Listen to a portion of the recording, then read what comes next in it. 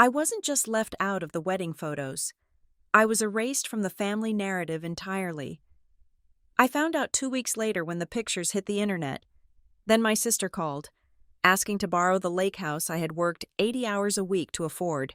She expected me to fold like always. Instead, I stayed silent, and that silence did more damage than screaming ever could.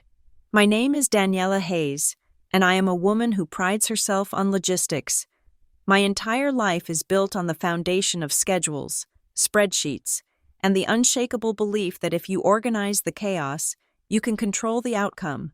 I manage operations for a consultancy firm that handles crises for Fortune 500 companies. I know how to put out fires.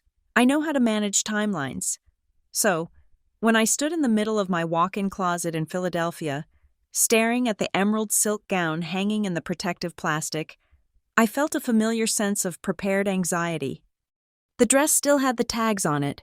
It had cost me $800, a sum I had spent without blinking because it was for my sister's wedding. The wedding I assumed was happening in 3 weeks. I reached for my phone, intending to call my sister to confirm the color palette for the family photos. I wanted to be sure. I did not want to be the one person standing in a sea of pastels wearing jewel tones. That was the kind of mistake the old Daniela might have made, but not the woman I had become. I unlocked my screen, my thumb hovering over her contact name, but then, a notification from a social media app caught my eye. It was not a direct message. It was not a tag. It was a suggestion from the algorithm, that cold, unfeeling mathematical equation that sometimes knows your life better than you do. Look at what your friends are celebrating. The screen seemed to whisper. I tapped the icon. The world stopped. It did not slow down or blur. It simply ceased to exist in its previous form. The air in my apartment, usually regulated to a crisp 68 degrees, suddenly felt heavy, like I was breathing underwater. There, on the screen, was a professional photograph. The resolution was high enough that I could see the individual lace patterns on the bride's veil. My sister, she looked radiant, standing under a floral archway that must have cost $10,000. She was laughing, her head thrown back, clutching the hand of her new husband. But it was not the bride that made my blood turn to ice. It was the people standing around her. My mother was there, wearing a pale blue gown that I had sent her money to buy 2 months ago. My father was there, his hand resting proudly on the groom's shoulder, my aunt, my cousins from the West Coast, even the neighbors I had grown up next to. They were all there. They were smiling. They were holding champagne flutes. They were looking at the camera with the easy, relaxed joy of people who are exactly where they belong. I looked at the date stamp on the album. Posted 2 weeks ago. My knees gave out. I did not faint, but my legs simply refused to hold the weight of my body anymore. I sank onto the plush rug of my closet floor, the phone still clutched in my hand like a lifeline that had suddenly turned into a snake. 2 weeks. 14 days. 336 hours.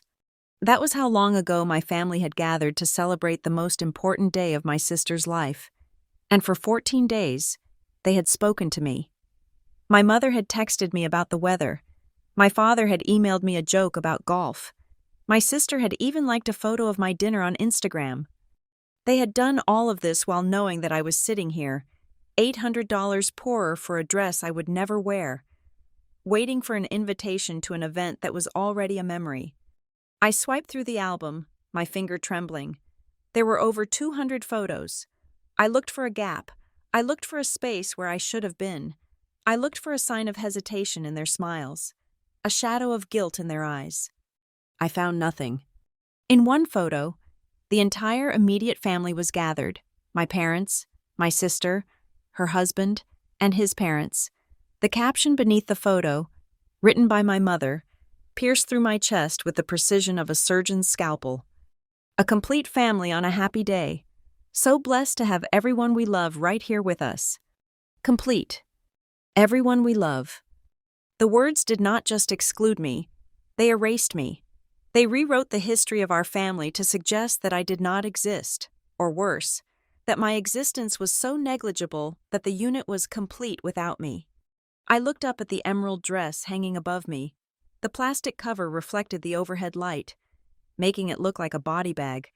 I felt a surge of bile rise in my throat. This wasn't a mistake. You do not forget a sister. You might forget a distant cousin. You might forget a coworker. You do not forget the person who paid for your college textbooks. You do not forget the person who drove you to the emergency room when you broke your arm in 4th grade. This was not an oversight. This was a surgical excision. My first instinct, the raw, animalistic instinct of a wounded creature, was to scream. I wanted to hit the call button. I wanted to scream into the receiver until my voice gave out. I wanted to demand answers. I wanted to ask my mother how she could smile in that blue dress knowing her eldest daughter was sitting alone in Philadelphia. I wanted to ask my sister how she could say her vows while holding on to a lie of that magnitude. I almost did it.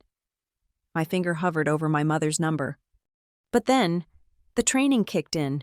The part of me that manages crises for a living took over. I froze. I played out the scenario in my head. If I called now, screaming and crying, what would happen? They would not apologize. I knew them too well for that. They would shift the narrative. They would say I was hysterical. They would say, "See? This is why we didn't invite you. You always make everything about yourself." They would weaponize my pain. They would turn my shock into evidence of my instability. They would say they were protecting the day from my drama, even though I had never caused drama in my life. I was the one who fixed the drama. I was the one who paid the bills. But in their retelling, I would become the villain who tried to ruin the honeymoon phase. I lowered the phone. My heart was hammering against my ribs. A frantic, irregular rhythm that hurt physically. 120 beats per minute, easily. I needed to understand the scope of this. I went to my calendar. I looked at the dates of the last 2 weeks. On the day of the wedding, I had been working. I had sent a text to my mom. "Hope you guys are having a good weekend." She had replied, "It is lovely, very quiet." Quiet. She was at a wedding with 200 guests and a live band, and she told me it was quiet. The level of coordination required to pull this off was staggering. It meant they had to instruct the extended family not to post anything until now. It meant they had to have a cover story for where I was if anyone asked, or perhaps, and this was the thought that made me coldest of all, no one had asked. Maybe my absence was as natural to them as my presence was burdensome. I sat there for an hour.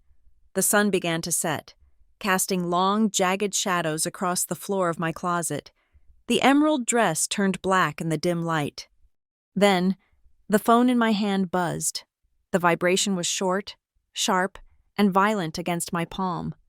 I looked at the screen. "Mom." The message preview popped up. "Hi, honey. Just saw a commercial for that coffee maker you like. Hope you are eating well. Love you." I stared at the words. "Love you." She had typed those 2 words with the same fingers that had posted the photo of the complete family without me. She was texting me as if nothing had happened. She was texting me as if she hadn't just publicly executed my place in this family. This was the test. She was checking the temperature. She wanted to see if I had seen the photos. She was waiting to see if the bomb had detonated, or if she could keep playing this game of charades for a few more days. If I replied with anger, she would play the victim. If I didn't reply, she would know I knew. I realized then that this was not just about a party. A wedding is just a party. You can miss a party. You can get over a party. This was about power. This was about a dynamic that had been shifting beneath my feet for years without me noticing. You don't hide a wedding from a family member unless you are trying to hide something else. You don't isolate someone this thoroughly unless you are preparing to cut them off, or use them, or both. I stood up. My legs were stiff, my joints protesting the hour I had spent on the floor. I walked over to the closet door and closed it, shutting the emerald dress away in the dark. I didn't want to see it. I would burn it later. I looked at my mother's text again. "Hope you are eating well." I didn't type back. I placed the phone face down on the marble counter of my kitchen island. The silence in my apartment was usually a comfort. I had paid a lot of money for these soundproof walls. I had paid a lot of money for the view of the city skyline. I had built a fortress of solitude where I could be safe. But tonight, the silence felt different. It felt like the holding of breath before a scream. They thought I was the same Daniela Hayes, the one who sent checks, the one who smoothed over arguments, the one who would swallow this insult, cry in private, and then send a wedding gift anyway because family comes first. They were wrong. The Daniela Hayes who would have done that died the moment she saw that caption.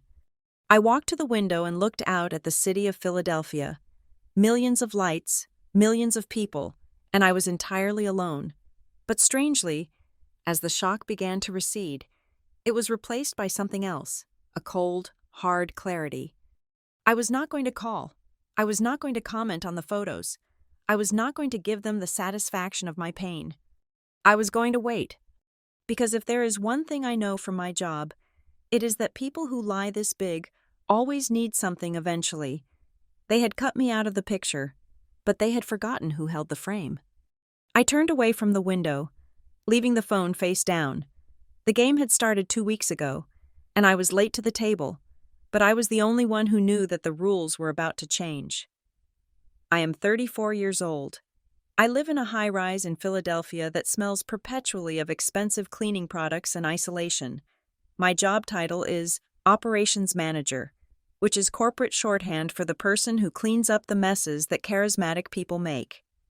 I work for a consultancy firm that does not exist on paper in the way a bakery or a car dealership does.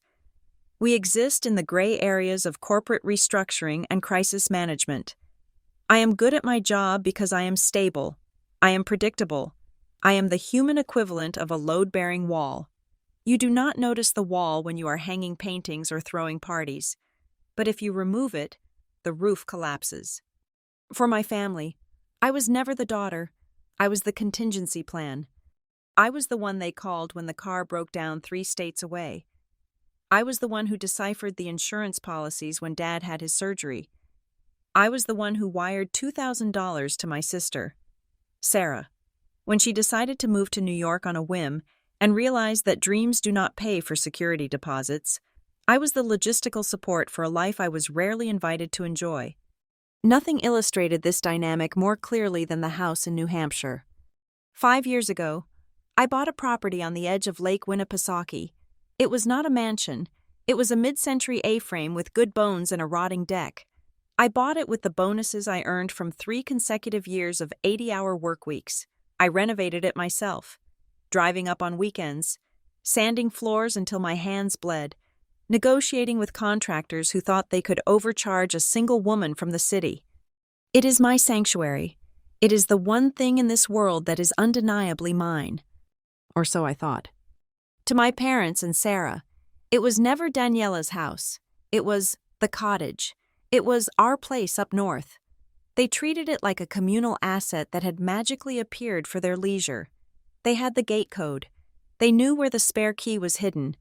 They would drive up for long weekends, drink my wine, sleep in my linens, and leave the trash for me to take out when I arrived the following Friday. I never complained. I thought this was how families worked. I thought sharing was the price of admission to their love. But looking back now, through the lens of the wedding photos I was never meant to see, the pattern was nauseatingly clear. They did not love me. They loved my utility. 3 days after discovering the wedding album, I finally broke my silence. I did not scream. I did not cry. I called my mother on a Tuesday afternoon, a time when I knew she would be driving home from her bridge club. She answered on the second ring, her voice light and airy, the voice of a woman with a clear conscience. I asked her, calmly and directly, why I had not been told about Sarah getting married. The silence on the other end of the line lasted exactly 4 seconds. Then, she let out a sigh that sounded rehearsed. It was the sigh of a parent dealing with a difficult toddler. She told me that it happened so fast. She said it was a spur-of-the-moment decision, just a small gathering, and they did not want to burden me. She said they knew how busy I was with work, how stressed I got when plans changed last minute. I gripped the phone tighter. A small gathering? I had counted 80 guests in the photos. When I pressed her, when I pointed out the size of the crowd, her tone shifted. The airy warmth evaporated, replaced by a sharp, defensive edge. She told me that I was being sensitive. She said that I always made things heavy. She said that Sarah wanted a day that was light and fun, and I had a tendency to bring a certain intensity into the room that changed the atmosphere. There it was, the truth, wrapped in an accusation. I was not excluded because of logistics. I was excluded because my presence was an inconvenience to their fantasy. I was the reminder of reality. I was the one who checked the prices on the menu. I was the one who asked if the venue was insured. They wanted the fairy tale, and you do not invite the actuary to the fairy tale. You only call the actuary when the castle catches fire. I ended the call with a polite goodbye. I think my mother believed she had won. She thought she had managed me, just like she managed her garden club drama. She did not realize that she had just severed the last tether holding me to the dock. The following week, I received a text from my Aunt Linda. Linda was my mother's younger sister, the black sheep, who had married a jazz musician and moved to Vermont before divorcing and coming back to the family fold.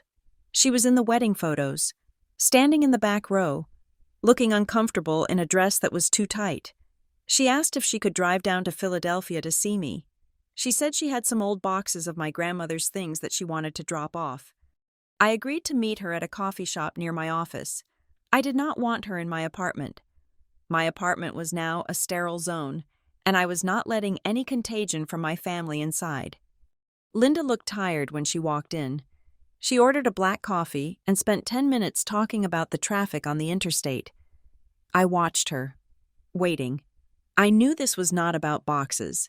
Linda had never been the sentimental type. Finally, she put her cup down.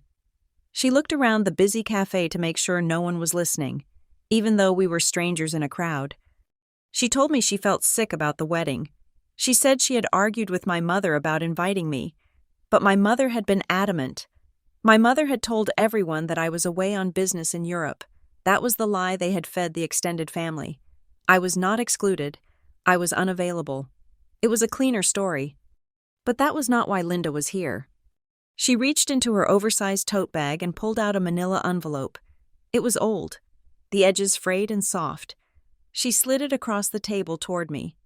She asked if I remembered the trust fund Grandma had set up. I frowned. I remembered vague mentions of it when I was a teenager, but my parents had always told me it was a small amount, barely enough to cover a semester of college, and that it had been used up years ago for family emergencies. I had never questioned it. I had been 18, naive, and trusting. Linda told me to open the envelope. Inside were copies of bank statements dating back 15 years. They were from a custodial account with a bank that had been acquired and renamed twice since then. I ran my finger down the columns of numbers. The starting balance was not small. It was significant. It was enough to buy a house. It was enough to start a business. It was 6 figures of security that my grandmother had intended for me, her first grandchild. Then I looked at the withdrawals. Over a period of 4 years, the account had been drained, systematically, $2,000 here, $5,000 there, a transfer of $10,000 to an account ending in 409. I recognized the account number ending in 409. It was my parents' joint checking account. But the most chilling part was the authorization. At the bottom of the withdrawal forms, there was a signature. It was a looping, cursive script that looked remarkably like mine. Except I had never signed those papers. I looked at the dates. Several of the withdrawals had been made when I was away at college, living in a dorm room, eating instant noodles because I did not want to ask my parents for money. I had worked 2 jobs at the campus library and a bar to pay for my books, while my parents were siphoning off my inheritance to fund their lifestyle. Linda whispered that she had found these papers in my grandmother's attic after she passed. My mother had been looking for them, but Linda had found them first and hidden them. She had been too afraid to speak up, too afraid of my mother's wrath. But the wedding had been the final straw. She could not watch them erase me from the family while they were still spending the money they had stolen from me. I stared at the forged signature. It was a good forgery. It was practiced. I felt a coldness spread through my chest that had nothing to do with the air conditioning. This was not just about being left out of a party. This was not just about emotional neglect. This was a crime. This was grand larceny wrapped in a hug and a birthday card. My parents had not just used me for my stability as an adult. They had cannibalized my future to feed their present before I had even started my life. I looked up at Linda. She was trembling slightly. She knew what she had just handed me. She had handed me a grenade. I thanked her. I paid for the coffee. I took the envelope. As I walked back to my office, my phone buzzed in my pocket. I knew who it was before I looked. It was the pattern, the cycle. It was a text from Sarah. "Hey, big sis. Hope you are good. Miss you. I have a huge favor to ask. We were thinking of doing a post-wedding chill weekend with the bridal party next month. The cottage would be perfect. Can we grab the keys?" I stopped in the middle of the sidewalk. People brushed past me, annoyed at the obstruction, but I stood rooted to the concrete. The audacity was breathtaking. It was almost artistic in its lack of shame. She had not invited me to the wedding, but she wanted to host the after-party in the house that I paid for, the house that I scrubbed, the house that was the only thing I had left. And then I realized something else, something that made the bile rise in my throat. They did not just want the house because it was free. They wanted the house because they felt entitled to it. In their minds, everything I had was theirs. My money, my time, my property. They had stolen my inheritance to build their life. So why wouldn't they take my house to celebrate it? I looked at the text. I looked at the envelope in my hand. The old Daniela would have typed back a polite excuse.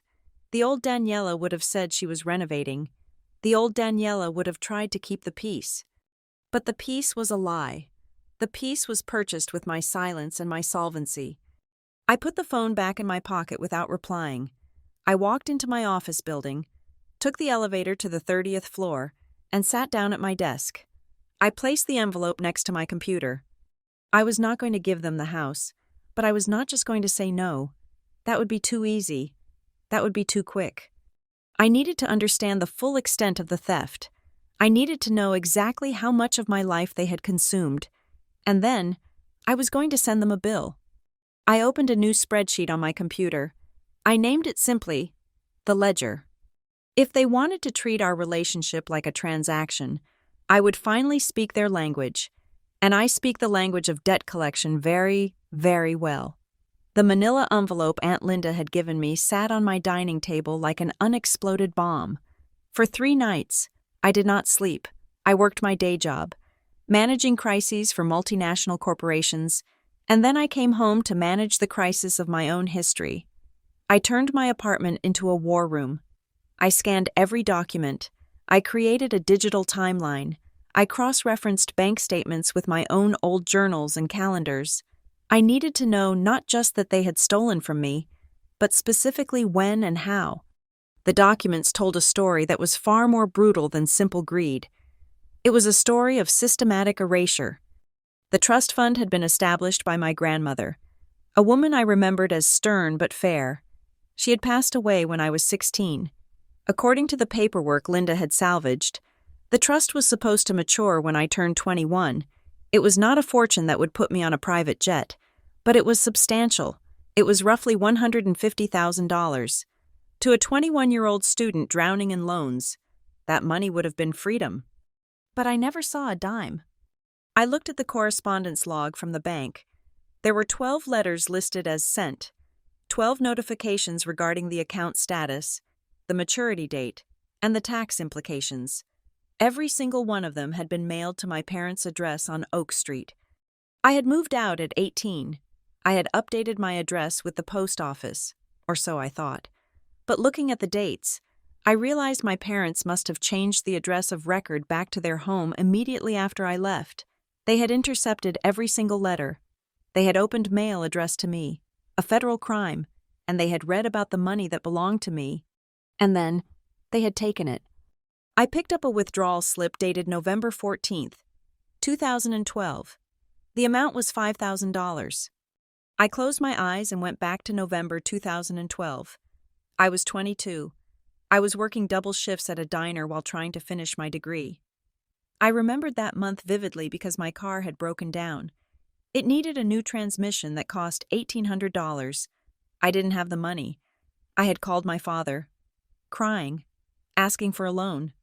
He had told me, in a voice thick with disappointed paternal wisdom, that this was a character-building moment. He said that bailing me out would only cripple my independence.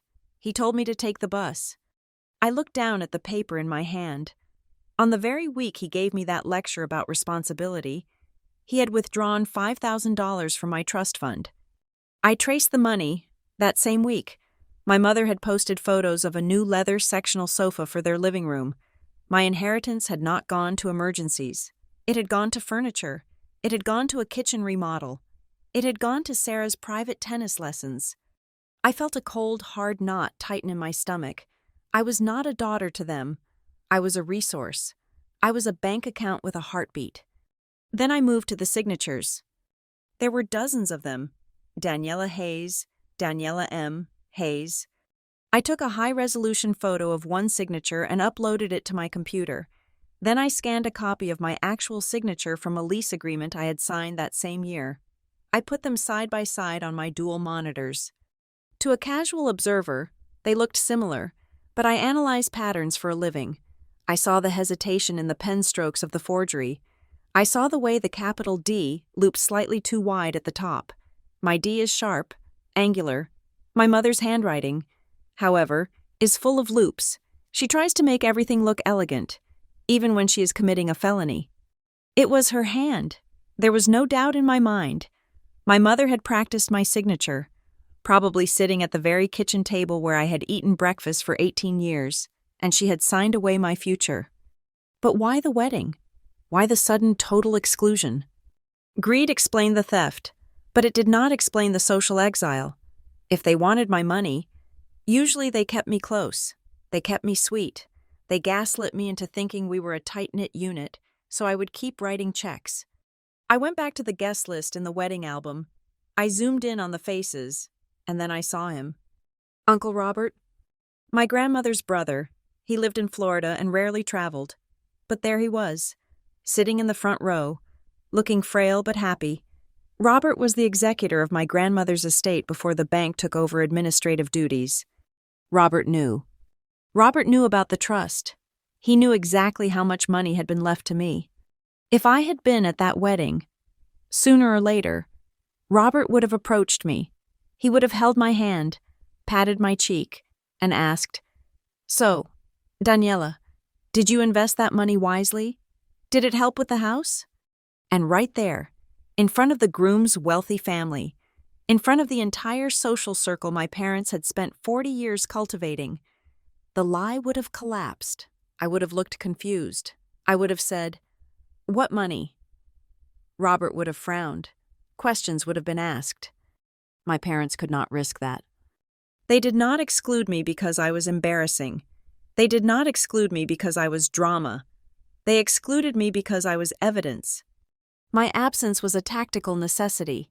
They had to keep the victim away from the witnesses. I sat back in my chair, the glow of the monitors illuminating the dark room. It all made sense. The small gathering lie. The silence. It was a containment strategy. My phone buzzed on the desk. The screen lit up with Sarah's name again. "Hey, are you getting my texts? Mom said you are prob just busy, but we really need to lock down the venue for the after party. The lake house is the only place big enough. Don't be a Grinch. Love you." I stared at the message. Don't be a Grinch.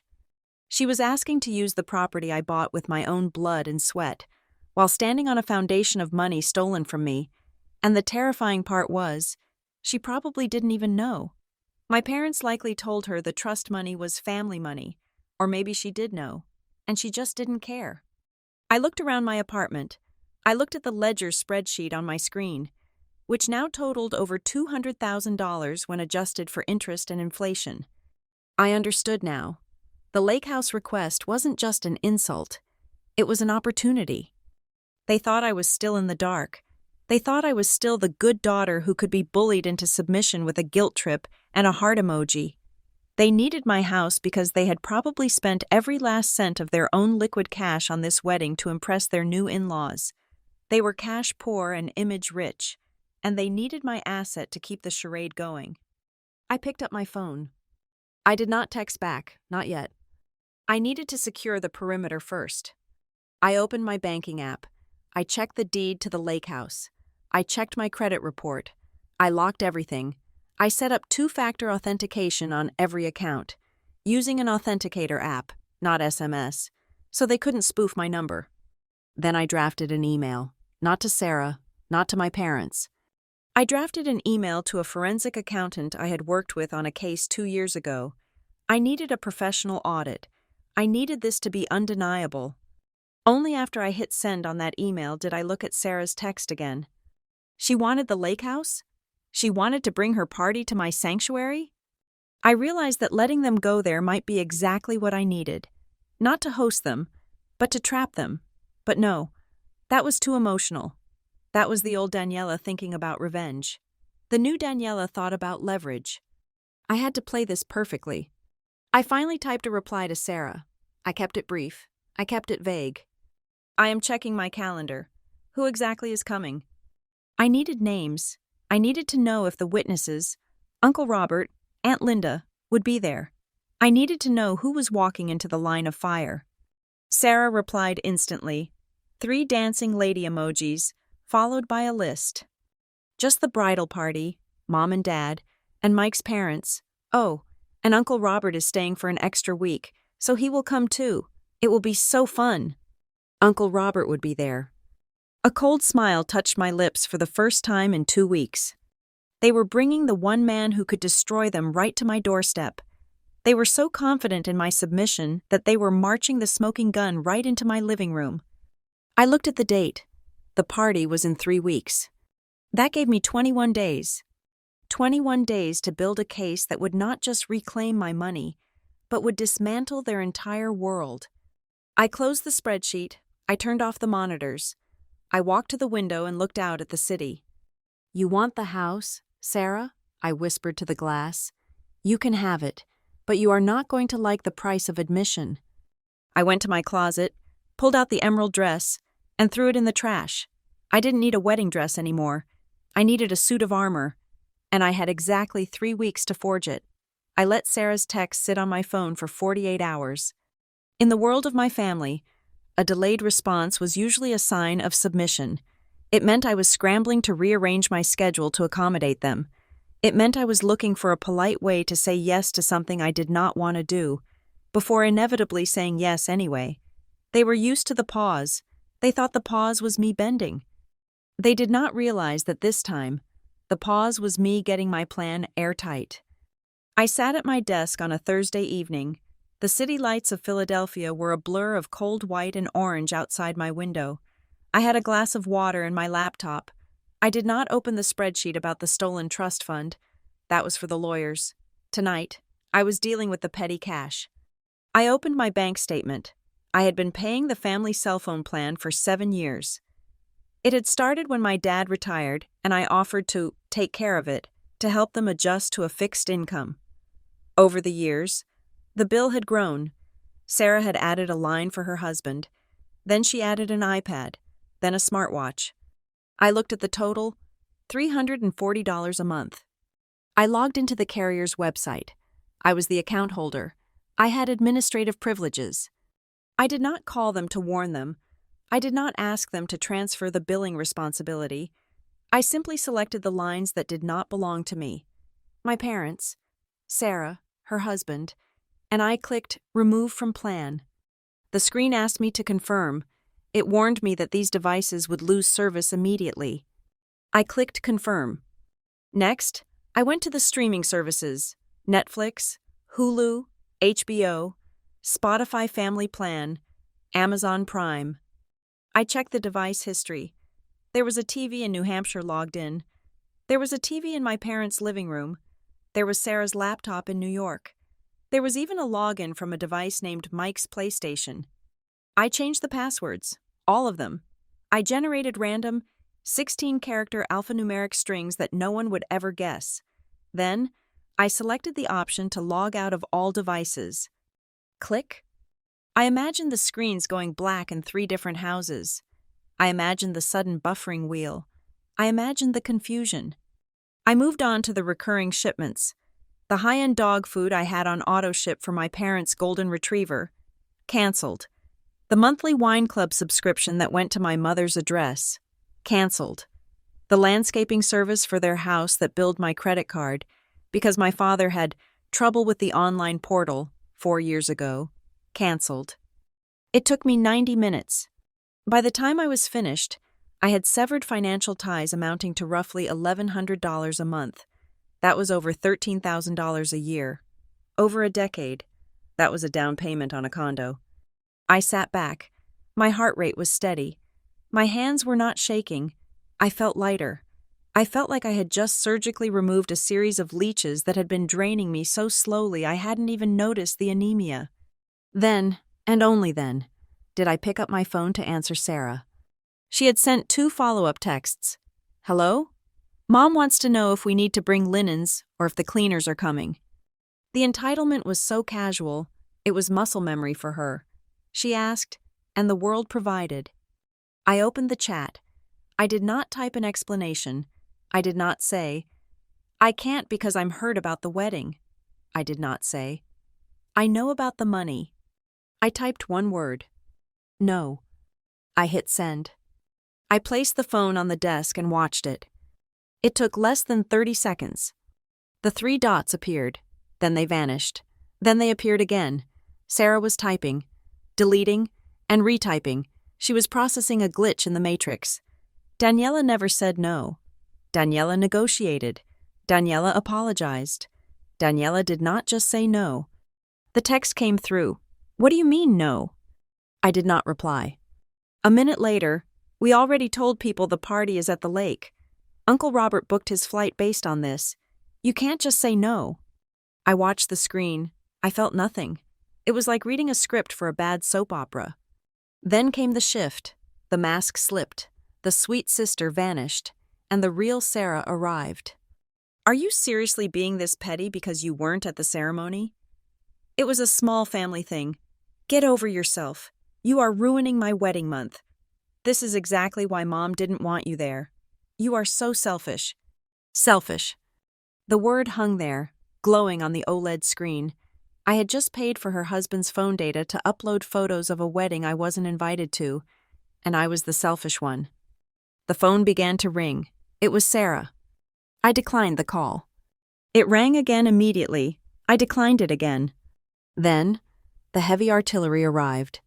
Mom calling. This was the moment where I usually folded.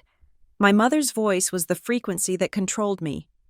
She knew how to modulate her tone between disappointment and fragility to make me feel like a monster. I looked at the ringing phone. I remembered the signature on the withdrawal slip. I remembered the complete family caption. I picked up. Daniela. My mother's voice was breathless, frantic. What is going on? Sarah is hysterical. She says you are refusing to let her use the cottage. Tell me she misunderstood. She didn't misunderstand, I said. My voice sounded strange to my own ears. It was an octave lower than usual, flat. Daniela, you listen to me, my mother snapped, dropping the fragile act. I don't know what kind of tantrum you are throwing, but you need to stop it right now. This is your sister's time. How dare you make this about you? Uncle Robert is coming. Do you want to explain to your great-uncle why he can't go to the lake because you are being vindictive? He can go to the lake, I said. He can rent a hotel, or he can stay with you. We don't have room, she shouted. And the hotels are booked. We counted on the house. We told everyone it was sorted. You have always shared that house. It is family property. It is in my name, I said. I pay the mortgage. I pay the taxes. I pay the insurance. It is not family property. It is my property. There was a stunned silence on the other end. I had never spoken about ownership before. I had always pretended it was ours. What has gotten into you? She hissed. You are acting insane. First you ignore us for 2 weeks, and now this? After everything we have done for you? Everything you have done for me, I repeated. Yes, we raised you. We supported you. And this is how you repay us? By embarrassing us in front of the in-laws? By cutting off your sister? Fix this. Daniela, I mean it. Apologize to Sarah and send her the gate code. Now. It was a command. It was the voice of a woman who had never heard the word no from her subordinate. I looked at the list of canceled services on my computer screen. No, I said. Excuse me? No, I said again. And while we are talking, you should probably check your cable bill and your cell phone plan. You might want to set up your own accounts. What are you talking about? Daniela, if you hang up on me. Goodbye, Mother. I pulled the phone away from my ear.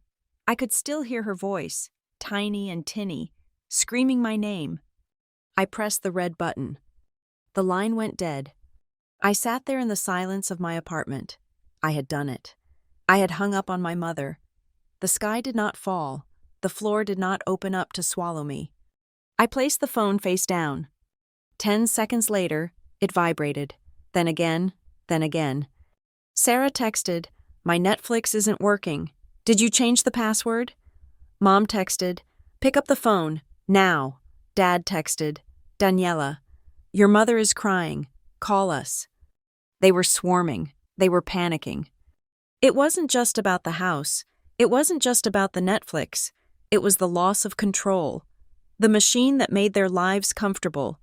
The invisible engine that was Daniela had stopped running, and they didn't know how to operate the manual controls. I stood up and walked to the kitchen. I poured the rest of the water down the sink. I felt a strange sensation in my chest. It wasn't happiness. It was power.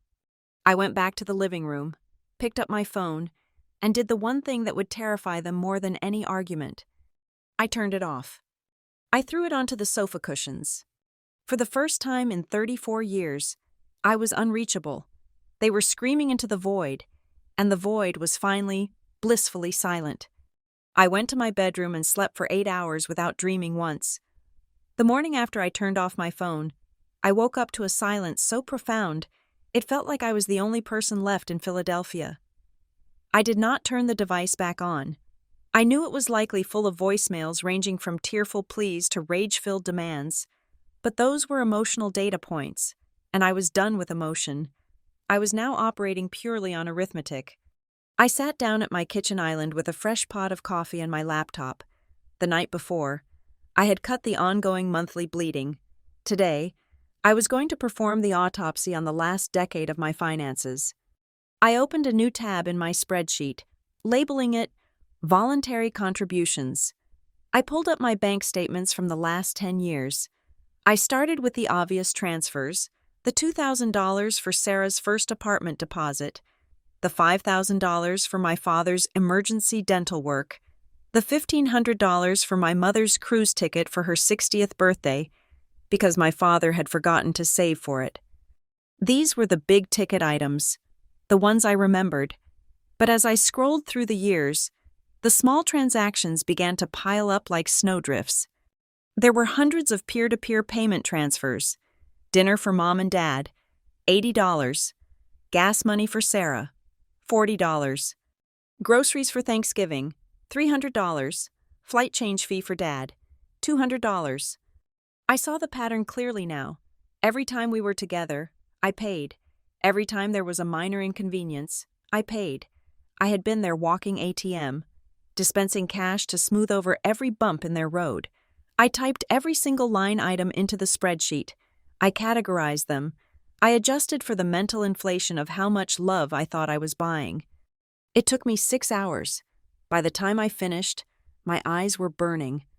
I stared at the cell at the bottom of column G. The sum was staggering. $108,452.16. I sat back, the air leaving my lungs. This was separate from the stolen trust fund. This was money I had earned, taxed, and then handed over. Between the theft and the gifts, my family had cost me over $250,000. That was my retirement.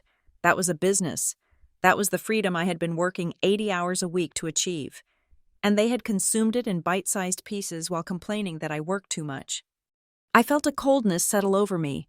It was the clinical detachment of a coroner determining the cause of death. The cause of death for my relationship with my family was not the wedding snub. It was financial parasitism. I saved the file. Then, I picked up my landline. I had one for work, and my family did not have the number. I dialed the fraud department of the bank that had held the trust fund. I had the account numbers from Aunt Linda's documents, but I needed to understand the mechanics. I navigated the automated menus until I reached a human being. I gave her my social security number and verified my identity. I told her I was conducting an audit of closed accounts in my name and needed to verify the authorization method for the withdrawals made between 2012 and 2014. The representative put me on hold for 20 minutes. When she came back, her voice was hesitant. She told me that the records were archived, but she could see the digital scans of the transaction authorizations. She said that the withdrawals were conducted in person at the branch in Manchester, New Hampshire. I asked who conducted them. She said the records showed that the account holder, Daniela Hayes, was present. I told her that was impossible. I was living in Philadelphia and attending university in Pennsylvania during those dates. I asked if there was any other documentation. There was a pause. The keyboard clacking on the other end was loud. She said there was a power of attorney document on file, dated August of 2011.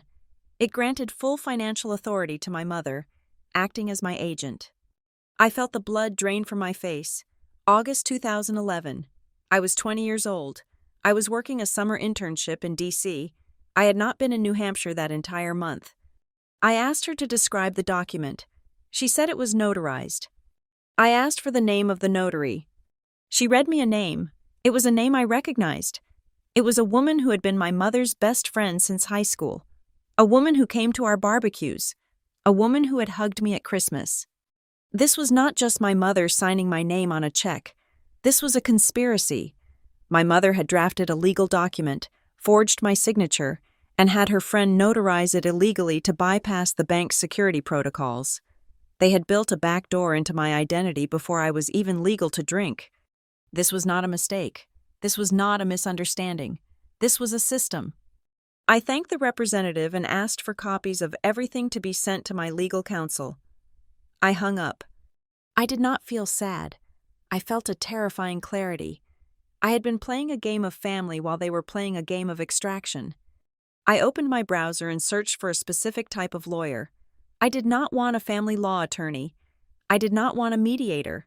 I searched for civil litigation fraud asset recovery. I found a firm in downtown Philadelphia that looked like it chewed concrete for breakfast. I called and asked for an emergency consultation. When I mentioned the amount involved and the term forged notarization, they squeezed me in for 3 o'clock that afternoon. The lawyer's name was Marcus Thorne. He was a man who wore a suit that cost more than my first car, and he had eyes that had seen every variation of human greed. I sat in his glass-walled office and laid it all out. I put the spreadsheet of gifts on the left. I put the trust fund documents on the right. I explained the power of attorney. Marcus listened without interrupting. He took notes on a yellow legal pad. When I finished, he tapped his pen on the desk. He looked at me and said that this was textbook. He said family fraud is rarely about one big heist. It is usually a long con. He told me that the power of attorney was the smoking gun. That was a felony. That was fraud. That was forgery. The notary could lose her license and go to jail. My mother could go to jail. He asked me what I wanted. He asked if I wanted to see them in handcuffs. I looked at the city skyline behind him. I thought about my mother in a prison cell. I thought about the scandal. I thought about the energy it would take to testify, to go through a criminal trial. I shook my head. I told him I did not want revenge. Revenge is emotional. Revenge is messy. I told him I wanted severance. I wanted to be made whole. I wanted the money back, all of it, the trust fund, the interest, and I wanted them out of my life legally, financially, and physically. Marcus nodded. He said we would draft a demand letter. It would not be a polite request. It would be a legal sledgehammer. We spent the next hour drafting the document. We calculated the statutory interest on the stolen trust funds. We added the forensic accounting fees. We did not include the voluntary gifts because those were legally harder to claw back, but we used them as context to establish the pattern of financial abuse. The final number we arrived at was $240,000. Marcus explained the strategy. We would serve them with this letter. We would give them a choice. They could pay the sum and sign a settlement agreement that admitted no liability but permanently severed all legal ties, or we would file a civil suit and report the notary fraud to the state board. It was an offer they could not refuse, but it was also an offer they could not afford. I knew my parents didn't have $240,000 sitting in a bank account. They had spent it on weddings and renovations and image. But I knew what they did have. I thought about the conversation with Sarah. I thought about the lake house, and then I thought about their house, the house on Oak Street, the house they were so proud of. I looked at Marcus. I told him to add a clause. If they could not pay in cash, I would accept assets of equal value. Marcus smiled. It was a shark's smile. He told me that I was a very quick study. I left his office with a copy of the draft. It was heavy in my bag. It was the weight of my freedom. I turned my phone back on as I walked to the subway. It exploded with notifications. 52 missed calls, 89 text messages. I scrolled past them all until I found the most recent one from my father. Daniela, be reasonable. We are family. I looked at the text and felt absolutely nothing. No, I said to the empty street. We are a limited liability corporation, and I am dissolving the partnership. I went home to wait for the courier to deliver the package to New Hampshire. The silence in my apartment was no longer lonely. It was the sound of the books finally balancing. It is fascinating to watch how a family constructs a siege mentality when they feel their control slipping. In the days following my refusal to hand over the keys to the lake house, my parents and sister did not reflect on their actions. They did not apologize. Instead, they launched a public relations campaign that would have impressed a political spin doctor. I heard about it through the grapevine, mostly from Aunt Linda, who was acting as a double agent inside the family group chat. The narrative they were spinning was impressive in its creativity. According to my mother, I was not the victim of exclusion or theft. I was a fragile, unstable woman who was having a mental health episode due to the stress of my job. They told the extended family that I had been invited to the wedding but had declined at the last minute because of a work crisis in Europe. They said that now, consumed by jealousy over Sarah's happiness, I was lashing out and punishing everyone by cutting off access to the family vacation home. I became the villain in their story. I was the bitter spinster sister who could not stand to see the golden child shine. It was a smart lie. It used my career success against me. It painted my silence as arrogance and my boundaries as cruelty. If I had tried to defend myself publicly on social media, I would have only looked more desperate, confirming their story that I was unhinged. So, I did nothing. I let them talk. I let them paint me as the wicked witch of the East. I knew that lies have a shelf life, especially when they are contradicted by hard data. The first crack in their fortress appeared on a Tuesday evening, in the form of a phone call from an unexpected number. It was Mike, Sarah's new husband. I had always liked Mike. He was a decent man, an architect who seemed genuinely kind, if a bit passive. He had married into the whirlwind of my family without realizing that he was standing in the eye of a hurricane. I stared at the phone. I considered letting it go to voicemail, but curiosity got the better of me. Mike was not a manipulator. He was likely just a pawn. I answered. Daniela? His voice was low, as if he was calling from a closet. Hey, look, I know things are tense right now. Hello, Mike, I said. My voice was calm. I just wanted to reach out, he continued, sounding uncomfortable. Sarah has been crying for 3 days. She's really upset about the lake house. She said you are doing this to get back at her for the seating chart thing. I paused. The seating chart thing? Yeah, Mike said. You know, she said you were mad that we put you at table 9 instead of the head table, so you decided not to come to the wedding, and now you are holding the house hostage. I almost laughed. It was a new variation of the lie. First I was in Europe. Now I was boycotting over a table number. They could not even keep their stories straight between themselves. Mike, I said, speaking slowly and clearly, I want you to listen to me very carefully. I was not mad about the seating chart. I was not in Europe. I did not decline the invitation. What do you mean? I mean, I was not invited. Mike, I did not know the wedding was happening until I saw the photos on Instagram 2 weeks ago. There was a long silence on the other end of the line. I could hear him processing this. It went against everything his wife and mother-in-law had told him. "That is impossible," he said finally. "Sarah told me specifically that she sent you an invite months ago.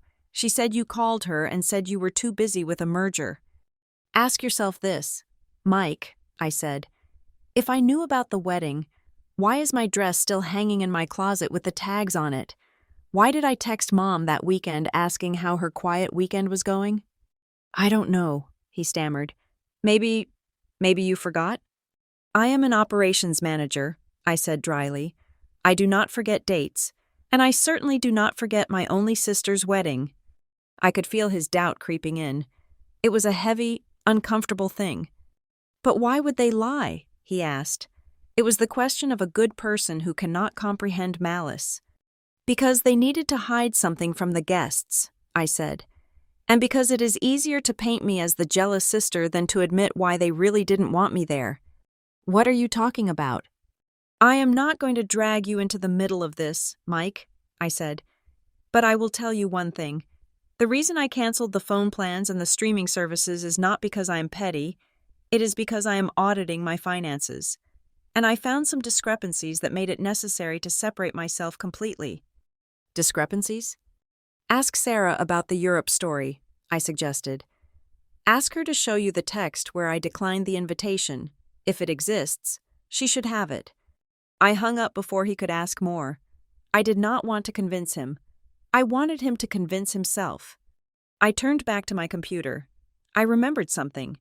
If they were claiming I was in Europe or busy with a merger, there had to be a paper trail of them setting that up. I searched my email archives. I went back 6 months. I found it, an email chain between me, Sarah, and my mother regarding holiday plans. Dated 4 months ago. From Daniela to Sarah. Mom. Subject, fall schedule. "Just wanted to let you guys know that my big project wraps up in early October. I have blocked off the last 2 weeks of the month entirely to be available for whatever you guys need. I am not traveling anywhere. Let me know if we are doing the anniversary dinner." The wedding was in the last 2 weeks of October. I had explicitly told them, in writing, that I was free, home, and available during the exact window of the wedding. Sarah had replied to that email. From Sarah to Daniela, fall schedule. "Got it. Glad you have some time off. We will keep you posted." She knew. She had acknowledged it. The lie about me being in Europe or busy was not a misunderstanding. It was a direct contradiction of written facts that she possessed. I took a screenshot of the email chain. I stared at it for a moment. This was the match that would light the fuse. I opened a new text message to Mike. I attached the screenshot. I typed a single sentence underneath it. "Does this look like someone who was declining an invitation to go to Europe?" I hit send. I did not expect a reply, and I did not get one. But 20 minutes later, my phone lit up with a notification. It was not a text. It was a system alert from the smart home security system at the lake house. Alert. User code. Sarah attempted entry. Access denied. She was trying to get into the house. She was probably trying to set up for the party anyway, assuming I was bluffing or that she could bully her way in. 5 minutes later. Alert. User code. Sarah attempted entry. Access denied. Then, a different notification. Alert. User code. Dad attempted entry. Access denied. They were panicked. They were physically at the gate, realizing that for the first time in their lives, the door was truly locked.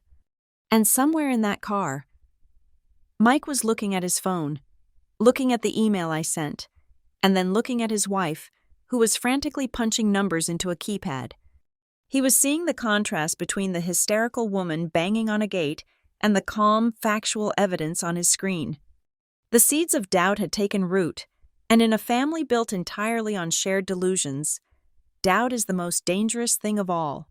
I poured myself another glass of water and went back to my spreadsheet. The demand letter was going out tomorrow. They thought being locked out of the lake house was the crisis. They had no idea that the real storm was currently sitting in a FedEx envelope on my lawyer's desk, waiting for the morning pickup. Marcus Thorne sat across from me in his glass office, tapping a manicured finger on the final draft of the demand letter. It was a terrifying document.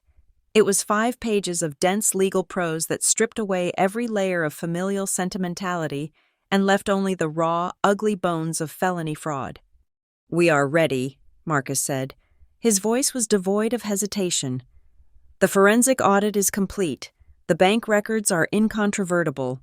The power of attorney document has been authenticated as a forgery based on the handwriting analysis. We have enough here to not just win a civil suit, but to trigger a criminal investigation that would likely result in prison time for your mother and sanctions for the notary." I looked at the papers. "Send it," I said. I did not feel a thrill. I felt the heavy, grim satisfaction of a surgeon deciding to amputate a limb to save the patient. The patient was my future. The limb was my family. The courier delivered the package to my parents' house in New Hampshire at 10 in the morning on a Friday. I knew the timing was cruel. It meant they would have the entire weekend to stew in their panic before they could even contact a lawyer of their own. I was at work when the notification of delivery pinged on my phone. I went into a conference room, closed the door, and waited. It took exactly 14 minutes. My phone, which I had set to send all calls from family directly to voicemail, began to vibrate against the mahogany table. It buzzed. It stopped.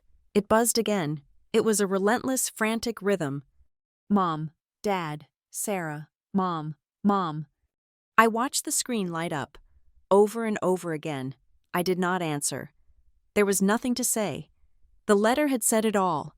It demanded the repayment of $240,000 within 30 days, or the immediate transfer of the title to the Oak Street property. It also stated that any attempt to contact me directly, other than through legal counsel, would be considered harassment and would be added to the complaint. They were not reading the instructions. They were reacting like trapped animals. By noon, the voicemails had piled up. I did not listen to them, but I saw the transcriptions that my phone automatically generated. "Daniela, are you insane? You can't do this. We are your parents. Call us back immediately. We are going to sue you for defamation. Please, Danny. Mom is hyperventilating. Just pick up." The shift from aggression to victimhood happened in real time. They were cycling through the stages of grief, but they were stuck between anger and bargaining. But the real turning point came at 4 in the afternoon. Marcus called me. "We have a development," he said. "It is not your parents. It is the notary, Mrs. Gable." I sat up straighter.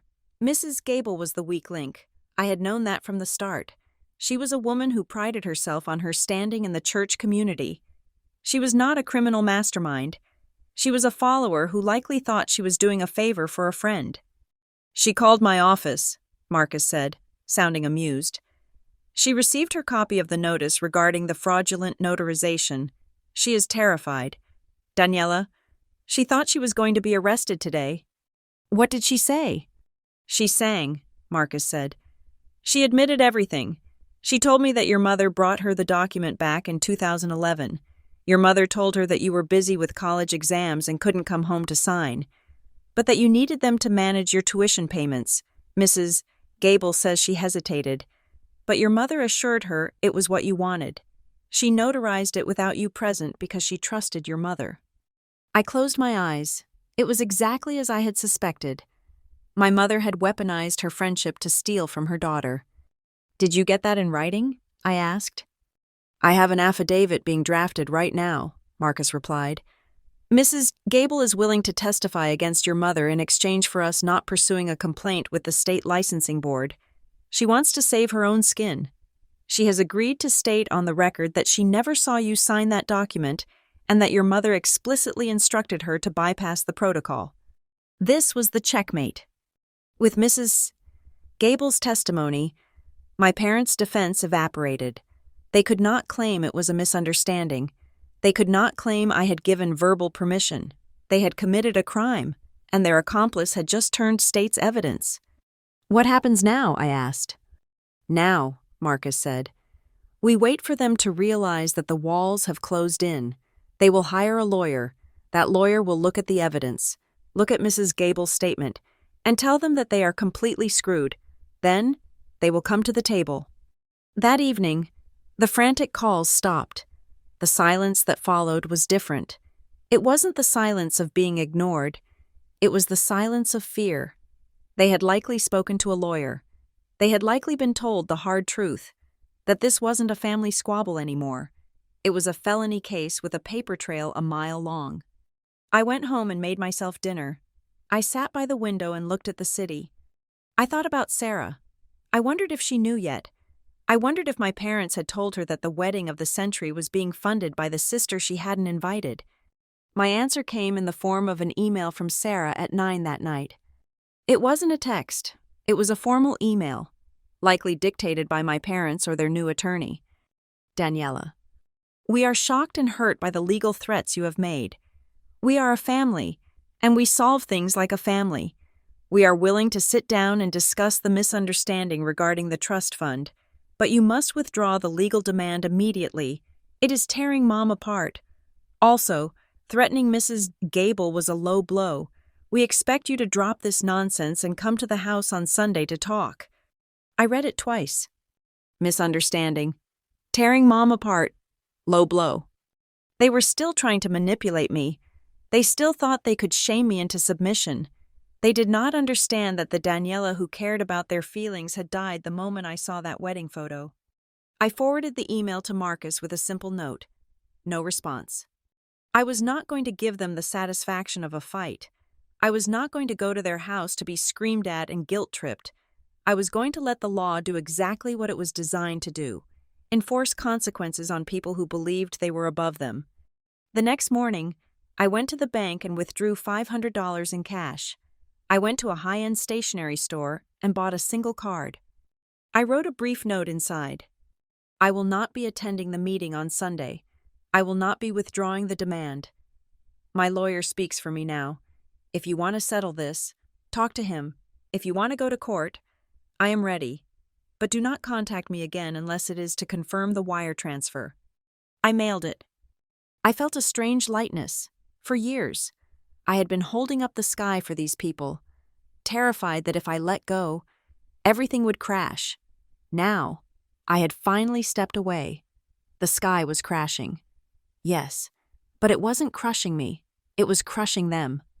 And as I walked out of the post office into the bright sunlight of a Saturday morning, I realized that for the first time in my life, I wasn't just the stable one, I was the free one.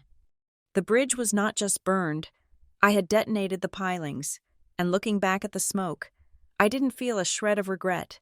I only wished I had struck the match sooner. The unraveling of a conspiracy is rarely a loud event. It sounds like the quiet ping of an email arriving in an inbox at 2 a.m. On Tuesday, Marcus forwarded me a second affidavit from Mrs. Gable. The notary was not just singing, she was composing an entire opera of my family's deceit. In her desperation to avoid prosecution, she had recalled a conversation with my mother from 3 months ago. My mother had not just asked for a stamp. She had asked for technical advice. She had asked Mrs. Gable, whose son worked in IT, how to permanently delete emails from a server so that they could not be recovered during a legal dispute. I read the lines twice. My mother had been anticipating a legal dispute. This was not a reaction to my discovery of the wedding photos. This was a preemptive strike. They knew that eventually, the house of cards would fall. They knew that once the trust fund money ran out, which, according to my calculations, happened exactly around the time they put down the deposit for the wedding venue, I would start asking questions. The exclusion from the wedding was not just social, it was a quarantine measure. They needed to keep me away long enough to scrub the history. My phone began to ring again. The silence of the weekend had broken, replaced by a frantic, desperate noise. But the tone had shifted. There were no more threats of defamation suits, no more anger. My mother left a voicemail at 8 a.m. Her voice was cracked, wet with tears. Daniela, please, we can work this out. We can set up a payment plan. Don't destroy your sister's life. She is just starting out. Please, Danny, pick up." My father called an hour later. He sounded old. He sounded defeated. "We made mistakes, Daniela. We know that. But we did it for the family. We did it to keep us afloat. You have to understand the pressure we were under." I listened to the messages with the detachment of a scientist observing lab rats in a maze that has no exit. They were bargaining. They were admitting guilt without actually saying the words, "we stole." They were reframing grand larceny as pressure. But the real crack in the foundation came from the one person I had not expected to hear from again. Mike called me at noon. I almost didn't answer. I thought he was calling to beg on Sarah's behalf. But when I accepted the call, there was no background noise, no Sarah crying, no parents shouting, just the sound of a car engine idling. "I found it," he said. His voice was hollow. "Found what, Mike?" "I went through the old laptop," he said. "The one Sarah used for wedding planning. She thought she deleted everything, but she just moved it to the trash folder. She didn't empty the trash." I waited. My heart beat a slow, heavy rhythm against my ribs. "There is an email chain," Mike said, "from last year, between Sarah and your mom." "Read it to me," I said. I could hear him fumbling with a piece of paper. He had printed it out. Of course he had. He was an architect. He dealt in physical blueprints.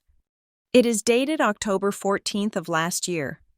Mike read, "Sarah wrote, 'Mom, are you sure we can use the fund for the catering? What if Danny asks for the money for her house repairs?'" I closed my eyes. Sarah knew. "And your mom replied," Mike continued, his voice shaking. "Don't worry about Daniela. I have the power of attorney. She never checks the statements anyway. Besides, once you are married to Mike, his family will help us refill the pot before she ever notices. We are just borrowing it." Borrowing it. "She knew," Mike whispered. "Sarah knew the whole time. She let me stand there and tell you that you were crazy. She let me believe you were just jealous. She paid for our champagne with your money. Daniela." "I am sorry, Mike," I said softly, and I meant it. He was a casualty of war. "There is more," he said. "There is an email about the lake house." My grip on the phone tightened. "What about the lake house?" "They weren't just going to have a party," Mike said. "Your mom sent Sarah a document attached to the email. It is titled Family Asset Liability Waiver. They were going to print it out and put it in a stack of house rules for everyone to sign when they arrived, like a guest book thing." "What was in the waiver, Mike?" "It has a clause," he said. I read it.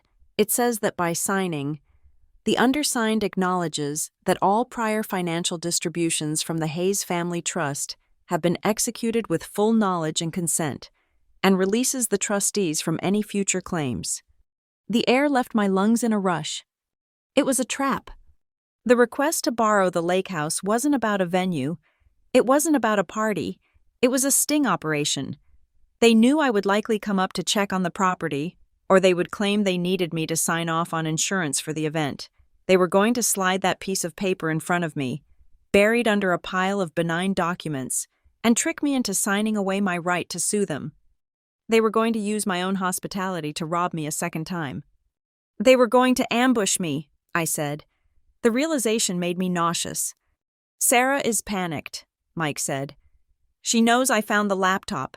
She is locking herself in the bathroom. Your parents are coming over. They are terrified of the affidavit.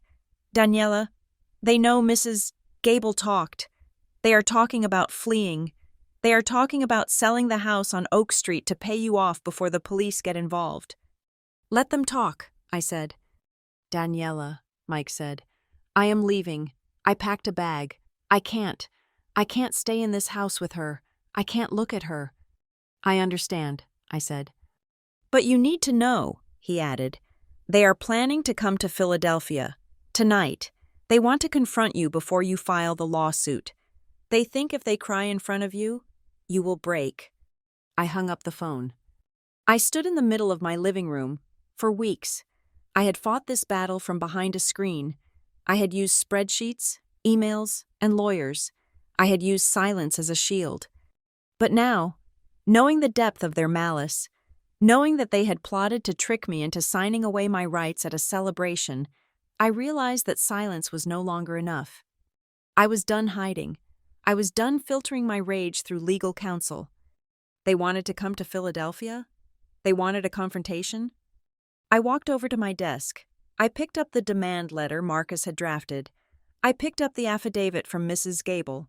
I picked up the printout of the complete family photo. I called Marcus. "Don't file the suit yet," I said. "Why?" Marcus asked, his voice sharp with concern. "Daniela, do not tell me you are getting cold feet. We have them." "I am not getting cold feet," I said. "I am getting closure." "What are you doing?" "They are coming to my apartment," I said. "Mike told me. They are driving down now. They think they can ambush me." "Do not let them in," Marcus warned. "Oh, I'm going to let them in," I said. "And I want you here when I do. But I don't want you to say a word. I want you to sit in the corner and take notes. I want them to look at you, and then I want them to look at me." "Daniela, this is dangerous. They are desperate." "They are not dangerous," I said. "They are bankrupt, morally and financially, and I am tired of being the ghost in their story. I want them to see exactly who they stole from." I hung up. I went to the closet. I looked at the spot where the emerald dress used to hang. It was empty. I went to the bathroom and washed my face. I put on a sharp, tailored blazer. I put on my heels. I checked my reflection. I did not look like a victim. I did not look like a daughter. I looked like the CEO of a hostile takeover. I went to the kitchen and brewed a fresh pot of coffee. I set 4 mugs on the counter. 1 for me, 1 for Marcus, and 2 for the people who had given me life, and then tried to charge me for it. I sat down on the sofa, facing the door. I waited.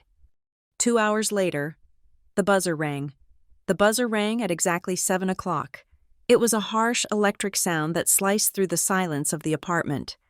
Marcus Thorne was already seated in the wingback chair in the corner of the living room. He had not said a word since he arrived 10 minutes earlier. He simply opened his briefcase, took out a legal pad and a pen, and crossed his legs. He looked like a statue carved out of indifference and expensive wool. He was my nuclear deterrent. I walked to the intercom. I pressed the button. "Yes," I said. "It is us." My father's voice came through, distorted by the static. He sounded out of breath, as if the very act of coming to see me was a physical burden he was graciously enduring. "Come up," I said. I buzzed them in. I stood in the center of the room. I had positioned myself so that I was the first thing they would see, with the city skyline behind me, a silhouette against the darkness. I wanted them to see the life I had built, the life they had tried to strip mine for parts. The elevator chimed down the hall. Footsteps, heavy, hesitant steps. The door opened. I had left it unlocked. My mother entered first. She was wearing a beige trench coat that she usually saved for church. Her face was pale, her eyes rimmed with red. She looked smaller than I remembered, or perhaps I had just stopped looking at her with the eyes of a child who thinks her parents are giants. My father followed, looking stern and uncomfortable, clutching a leather portfolio. And then Sarah. My sister looked like a ghost. She was wearing sweatpants and a hoodie, her hair pulled back in a messy bun. She wasn't the glowing bride from the photos anymore. She was a woman whose foundation had just liquefied. They stopped dead when they saw Marcus. "Daniela," my mother started, stepping forward with her arms slightly open, a reflex of intimacy that made my skin crawl. "Honey, we—" Then she saw Marcus's eyes fix on her. She froze. "Who is that?" my father demanded, his voice trying to find its old authority but cracking in the middle. "We said we wanted to talk to you. Alone. Family matters." "This is Mr. Thorne," I said, my voice steady. "He is my attorney, and since you are here to discuss a felony, he stays." "A felony?" My mother flinched as if I had slapped her. "Daniela, please, don't use words like that. We are your parents. Can't we just go into the kitchen? Just us? Like we used to?" She gestured toward the kitchen island, where we had shared coffee 1,000 times, where I had written them checks, where I had listened to their problems. She wanted to transport us back to that dynamic. She wanted to isolate me in a space where she knew the emotional geography. "No," I said. "Sit down." I pointed to the sofa. My father bristled. "I will not be ordered around in my daughter's house by—" "Sit down," I said again, louder. "Or you can leave, and Mr. Thorne will file the lawsuit at 9 o'clock tomorrow morning. Those are your options." My father's jaw worked, grinding his teeth. He looked at my mother. She gave a tiny, frightened nod. They sat. Sarah collapsed onto the cushion beside them, pulling her knees up to her chest. "Daniela," my mother whispered, tears instantly welling up. It was a performance I had seen 100 times. "How can you be so cruel? We are terrified. We haven't slept. We made a mistake. Yes, we shouldn't have. Borrowed. The money without asking. But we did it for us. For the family. We were going to pay it back." "When?" I asked. "When things got better," she cried. "We were waiting for the market to turn. We were waiting for Dad's pension to adjust. You don't know how hard it is to maintain everything. Daniela, the house, the club memberships, your sister's wedding. We didn't want to disappoint anyone. So you disappointed me," I said. "You stole from me." "We didn't steal," Sarah snapped, finding her voice for the first time. "God, you are so dramatic. It was a trust fund. It's not like you earned it. It was Grandma's money. It was family money.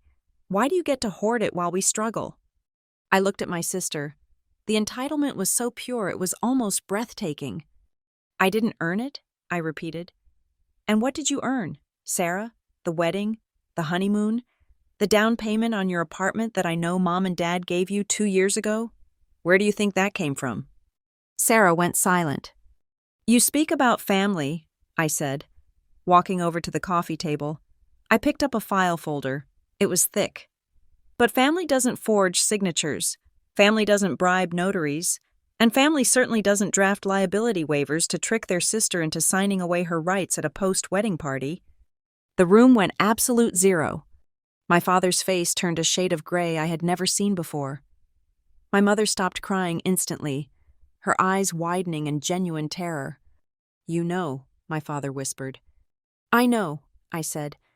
"I know about the plan to use the lake house as a trap. I know about the guest book waiver.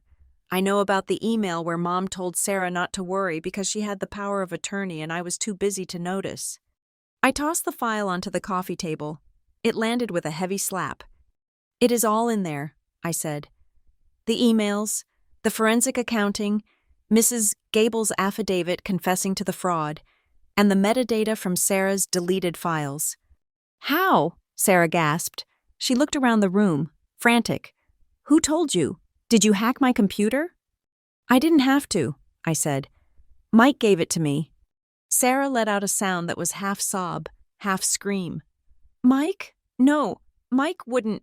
He is my husband." "He was your husband," I corrected. "Now, I think he is just a witness." My mother reached for the folder, her hands shaking so badly she could barely grasp the edge. She opened it.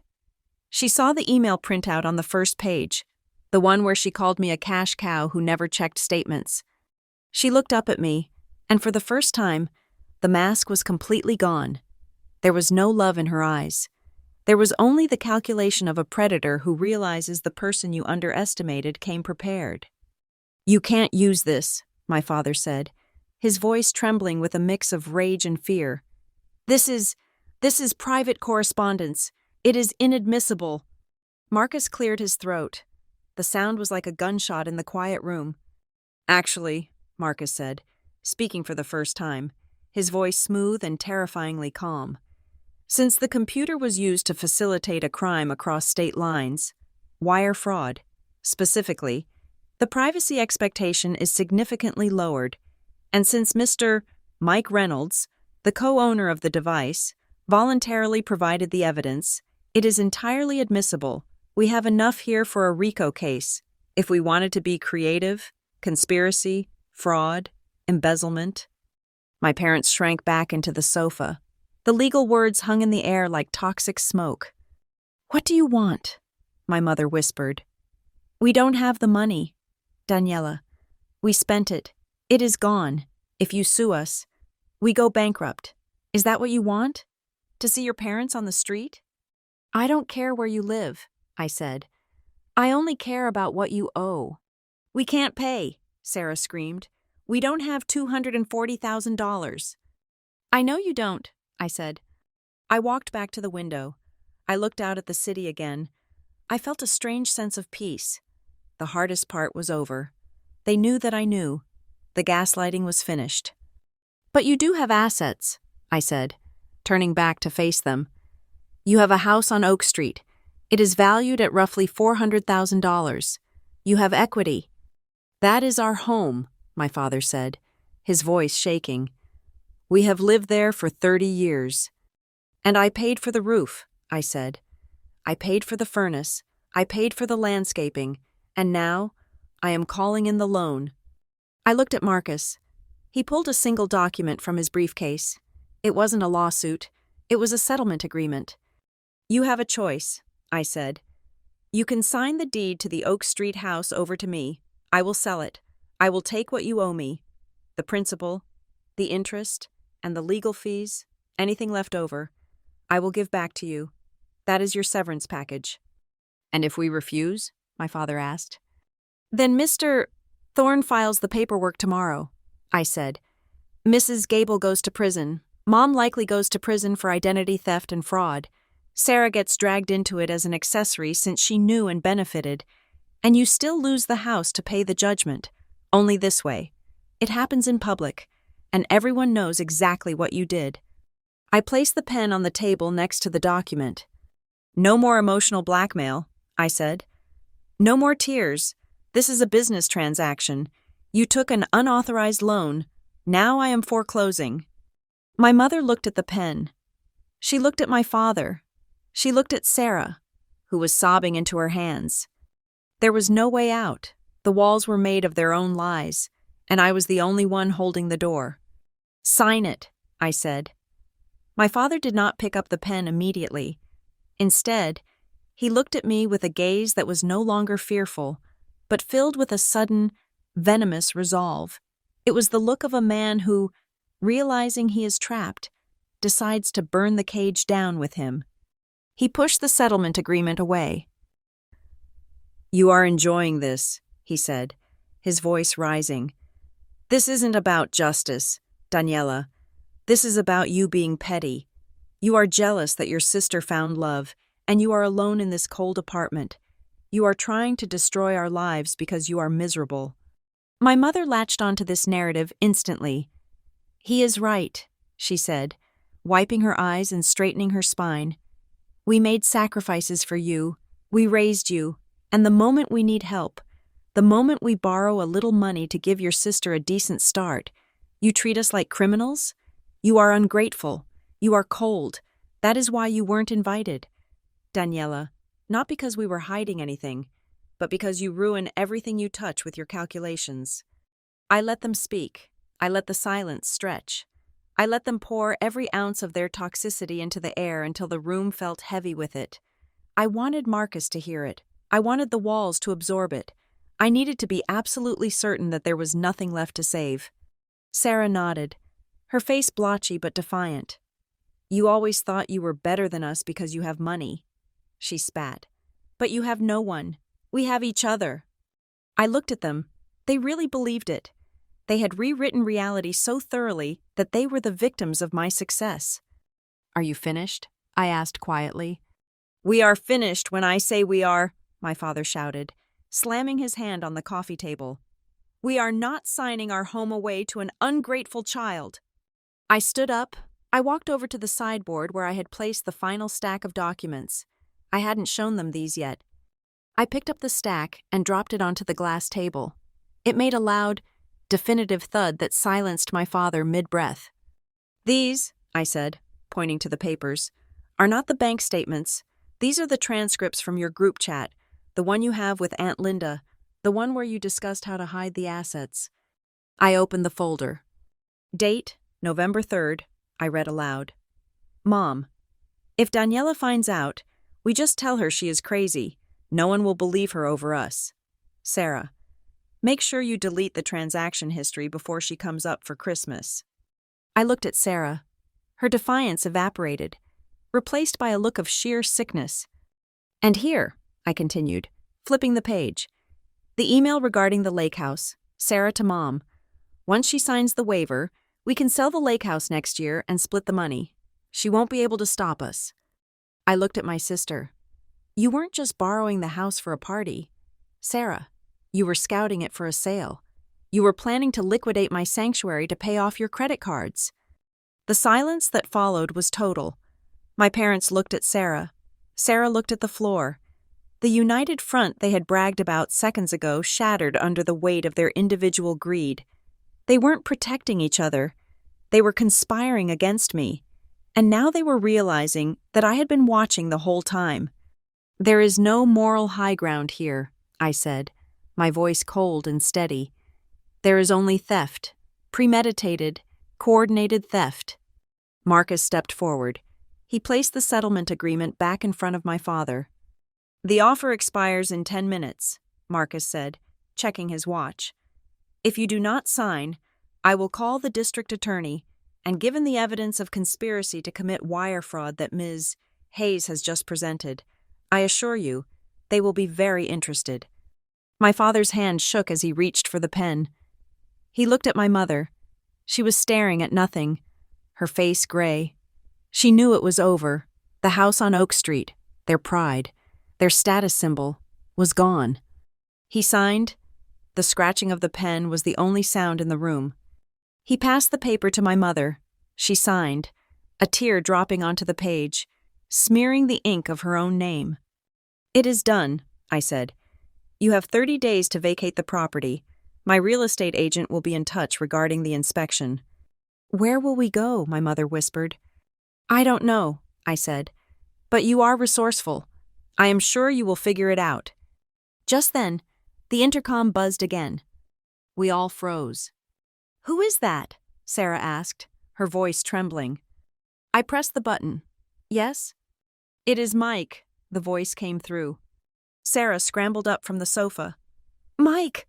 Oh, thank God! Tell him to come up. He can fix this. He can talk to her." I buzzed him in. When the door opened, Mike did not look like a savior. He was carrying a duffel bag. He walked into the living room and stopped.